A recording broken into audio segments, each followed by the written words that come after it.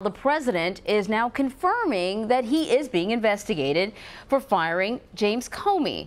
Mr. Trump took to Twitter earlier, writing this, quote, "I am being investigated for firing the FBI director by the man who told me to fire the FBI director." Witch hunt.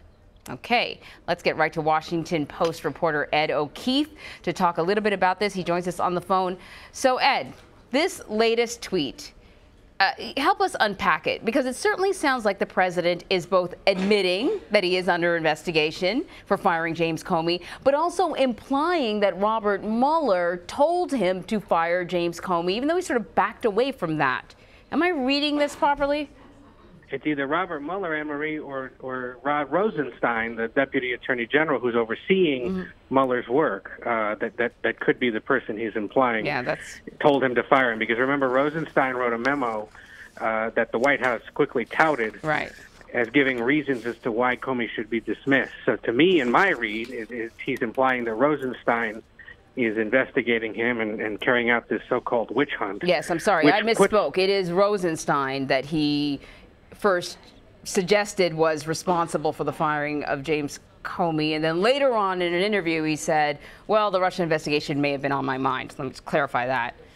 Exactly. So, I think if anything, what this does is confirm that indeed he is under investigation. So thanks to the president for that, I suppose, because that sort of erases any doubt.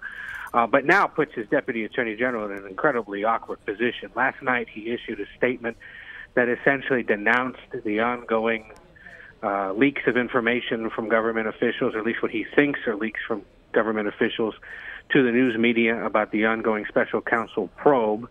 It wasn't clear what he was exactly referring to. It made many people think that there's something more coming, but what it may have been is our reporting at the Post regarding Jared Kushner and word that his financial dealings are part of the special counsel probe. We cite in that story by my colleagues U.S. officials, and he may have been referring to that. It's unclear. And part of the problem here with all this is that this administration is pretty tight-lipped when it comes to issuing statements or tweets and not necessarily clarifying what they're talking about. Yeah, indeed. Can we talk a little bit more about that report and Jared Kushner? Can you tell us a little bit more about what's being alleged here? Well, they're essentially looking into all of his business ties and whether or not he improperly made contact with Russian officials and others regarding the work of his family and of the Trump organization, and that this has been sort of one of the leading lines of inquiry or potential lines of inquiry since the transition. There was concern that he was perhaps using his new position to benefit his family companies, and it looks now like this is going to be part of the probe. You got to remember, with these special counsel investigations, any special counsel has pretty wide latitude to investigate whatever.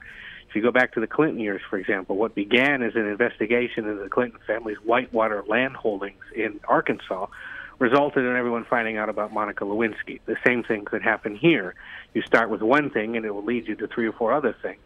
And along the way, various characters or aides or associates, or in this case perhaps family members, could get caught in the legal crosshairs of this counsel investigation. So clearly Trump not happy about it, doesn't like to see these reports continue to trickle out day after day as he tries to focus on other things like today's announcement in Miami, or what was supposed to be a focus this week on job training. Certainly the White House was focused on that, but attention was diverted elsewhere given the latest revelations about his investigation, but also, of course, the shooting here in Washington of Steve Scalise and other matters. So another really rough week for the White House, one in which the president himself turned 71. It's just another example of the continuing problems they face. Yeah, quite a memorable birthday for him, not for good reasons at all.